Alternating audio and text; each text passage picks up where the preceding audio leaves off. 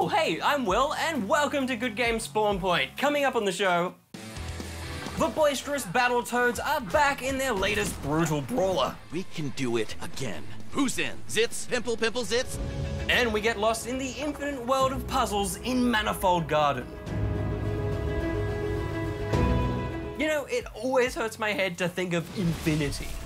Well, they say we could live in an infinite multiverse, which would mean infinite exact copies of ourselves and our universe could be out there. Of course, that's just a theory. Does anyone want a sandwich? See what I mean? Roll the titles. Sandwich?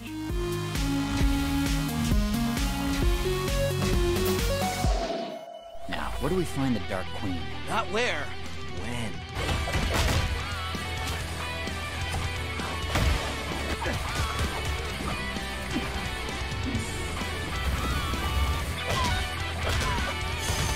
We're wasting time. Let's just go inside and punch whatever we see. No successful gaming franchise ever really dies. It just takes a long nap.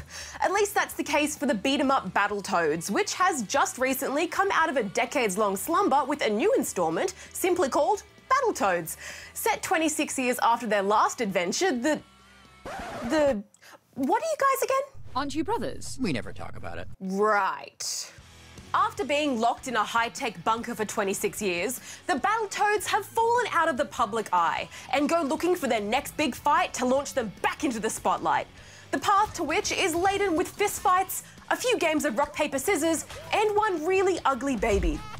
Let go, Pimple! You're not punching a baby. You can play Battletoads in up to 3-player couch co-op, with each player taking on one of the toads, either Zits, Rash, or Pimple.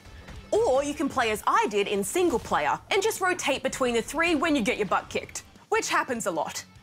The combat is pretty simple, with light, heavy, and special attacks that you can string together to form combos. And as our trio of heroes are toads, you'll also be able to make use of their long, sticky tongues to grab and pull enemies towards you, a move I absolutely abuse because it's just so much fun. You can also spit gum at them to keep them still for a few seconds, which gives you a blessed moment of peace before going back to the grind. It is pretty simple to pick up, but you'll still probably end up button mashing in the thick of battle as you're facing wave after wave of bad guys, each with their own attack patterns that you'll slowly grow to despise. Some will be long-ranged opponents, throwing axes or launching ice cream at you, while others prefer to get more up close and personal, slamming themselves into you if you aren't quick enough to get out of the way. Enemies do drop flies though, which you can use to heal yourself, but you have to snap at them with your tongue, which can be a bit fussy to do in the middle of combat if you can't hold out till the end. I would have rathered an automatic pickup, something that didn't interrupt the flow so much. Also, the screen can get cluttered at times, and it was hard to find my weird-looking creature in a sea of other weird-looking creatures. But overall, the fight's handled well, holding on to that old arcadey look while still feeling like a modern game. And that's one of the things that stood out to me the most while playing Battletoads. It's nostalgic without feeling old. The art style reminds me of getting up bright and early to watch Saturday morning cartoons, all bright colours and sharp edges. In between the fighting sections, you're also treated to zippy races, some 2D side-scrolling platformers, and a host of fun minigames. All things I remember playing when I was younger, but brought forward with the improvements we sometimes take for granted in today's games. That's not to say it's without fault though. While I do think these in-between sections provide a great breather from the combat, they did tend to drag on way too long in my opinion. Shooting alien ships in space is fun, don't get me wrong, but the novelty does wear off rather quickly. Especially because, and this is very on brand for me, I was really hanging out for those story cutscenes. The voice acting is excellent, and there's a lot of silly, funny, and sometimes crude dialogue that pushes the story forward. Pimple, punch me through my brain. I don't want to, but I will do anything for you. Are you sure? I'm just saying, if we ever see an updated Battletoads TV show, I'm in, you've got me. Overall, I think it's been quite the year for reboots, remasters, and reanimating long-dead titles. And like the food that's been sitting in the back of my fridge for too long, not all have survived the test of time. But Battletoads, though, for the most part, is the exception. It might drag on too much at times, and it definitely raised my blood pressure on a few occasions, but it does what a reboot is supposed to do. It builds on the original, fixes its issues, and makes it fresher and flashier for a new generation of gamers. Which I feel it's done really well. So I'm giving Battletoads 4 out of 5 rubber chickens. Have you found the other ones? The Arbatoes, the Totalobes? Oh, the things we're looking for. The Brutables. Bartle Bears? The Tattletoes. The Beetlebugs? Fire Bats. The Jitsu Bats. Battle Bees? That's it. That's it, Battle Bees. The Battle Bees. The Battletoads. It's time for the Scoop! Your weekly dose of gaming news highlights from all around the gaming universe. Perhaps even the gaming multiverse? Who's to say? Now, let's see what's been making news. Starting off with reports that Nintendo plans to release an upgraded Switch model next year. Earlier this year, Nintendo quashed rumors about a new Switch model in 2020, but it seems 2021 could be the year it's released. It's suggested the new model will be a more powerful, even 4K-capable version of the Switch, accompanied by some new major games. We'll certainly keep an eyeball out for more on that front. On to some other news from the gaming world now, and Gamescom is another one of the world's big gaming conventions to take its event online. Highlights from this year's virtual convention include news that the second season for the stumble-away hit Fall Guys Ultimate Knockout, due out in October, will have a medieval theme with new stages and outfits. We caught a more in-depth look at some Ratchet & Clank rift-apart PS5 gameplay, deets about the new Crash Bandicoot game, the reveal of a new Sam & Max VR game, and a new trailer for LEGO Star Wars The Skywalker Saga, but also a new 2021 release date. And Sea of Thieves is adding canine companions. Arr! Who's a good boy, me hearties? Arr! Ye salty sea dogs, ye! Arr! Arr! Arr! Arr! Finally, for this week, we have the news of more third-party games coming to the Switch. A surprise Nintendo Mini Direct announced a bunch of games, from a sequel for Puyo Puyo Tetris to online tank sim World of Tanks Blitz. And we saw a medley of musical offerings, like the virtual music festival game Fuser, from the makers of Rock Band, new adventures in the rhythmic drumming world of Taiko no Tatsujin, and more on the upcoming Kingdom Hearts rhythm game, Melody of Memory. Plus, the announcement of Just Dance 2021, due out in November. I'm going to start warming up my moves now. It's time now for the Extra Scoop! And speaking of busting moves, a streamer known as Sarah Key has defeated the challenging optional boss fight with Sephiroth in Kingdom Hearts using a dance mat. This follows on from her recent dancing feat, completing Kingdom Hearts 2 by cutting a rug. What a dancing queen!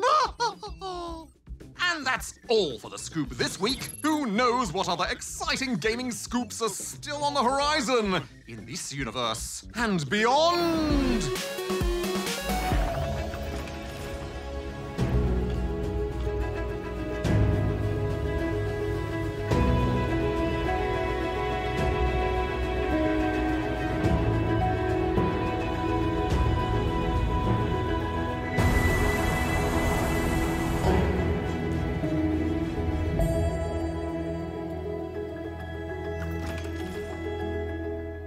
Manifold Garden is an artistic indie puzzle game that turns your world upside down over and over again.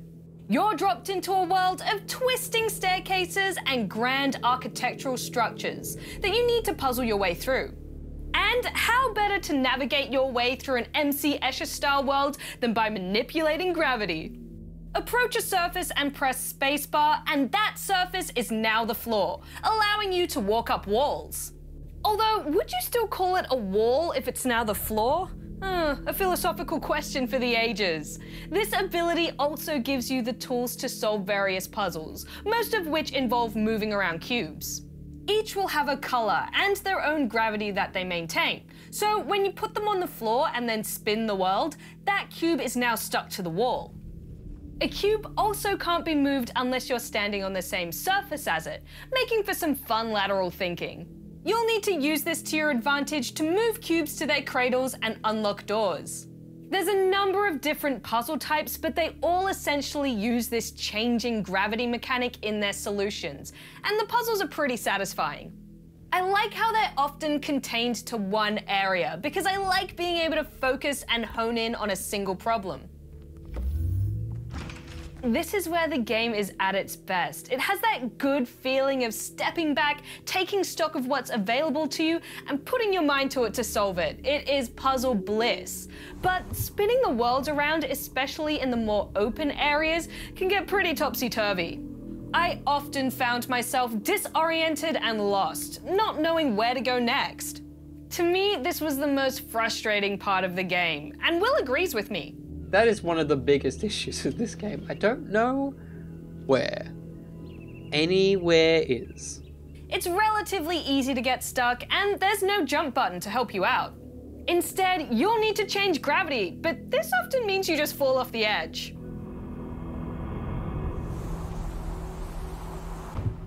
Luckily, the world is made of structures that repeat themselves infinitely, meaning you can just drop roughly back where you were and continue. However, it's entirely possible for your cube to hit the floor on the way down, causing you to lose it. My cube! I needed that! Where did it go? Oh, there it is. I'll just make my way over and grab it. Grab it! Come here! Missed again. Ah! Got him. Falling off can be really disorienting, and to me, the puzzles weren't quite satisfying enough to offset how frustrated I was at navigating this world. I was constantly falling off, getting lost, and just generally spending ages walking around searching for what to do next.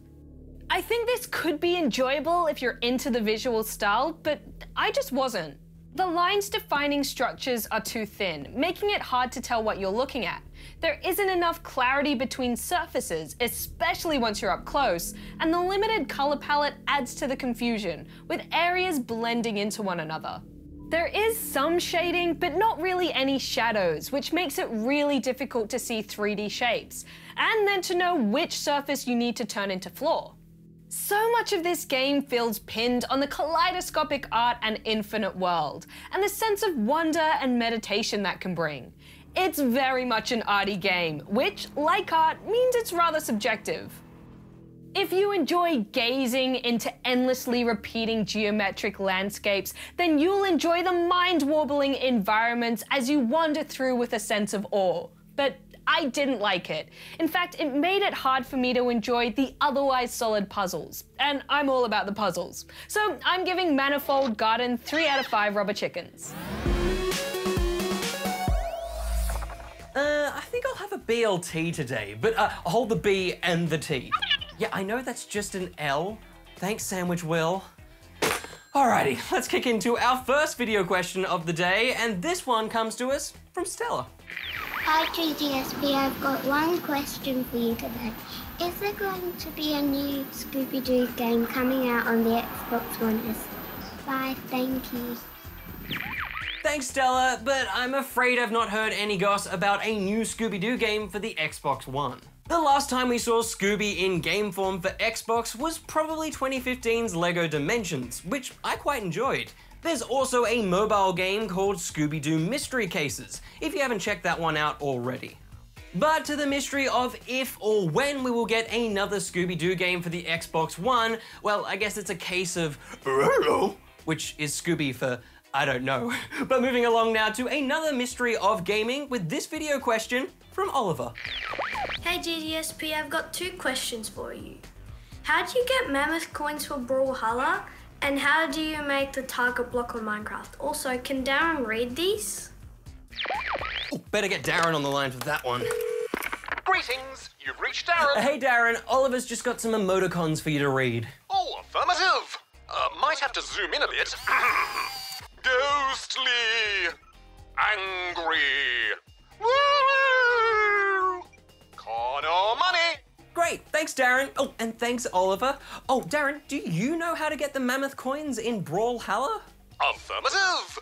But as is the case with many currency systems within free-to-start games, mammoth coins are generally designed to be purchased with real-life money. cash, moolah, clams, cheddar, dosh, dough, simoleons. Aside from some Brawlhalla esports tournaments where they may be used as a prize. So check in with your grown-ups before thinking about acquiring any mammoth coins yourself. Oh, and be wary of any websites claiming to be able to get you mammoth coins for free. They're invariably dodgy, so steer clear. Oh, rightio. Well, while you're on a roll there, Daz, why don't you give us the goods on how to make a target block in Minecraft? Well, to craft a target block, you'll need 4 units of redstone dust and 1 hay bale. Simply place the hay bale in the center of your crafting grid and 1 redstone dust on each side. Then, voila! Target block. When a target block is hit with a projectile, it activates a redstone signal. The signal's strength depends on how close you are to the target center. So you can try using the target block to activate all sorts of contraptions. Like, for example, a fireworks-loaded dispenser! Baby, you're a firework! All right. Thanks, Darren. Bye now. Oh, so long. Okay, now, to another question, and this one comes to us from Ryan. Hi GGSP, I'm Ryan and I've got a question for you. Are there any G to PG Marvel games on Xbox One? I really want to know because I've really gotten into Marvel. That's all from me and yeah, bye.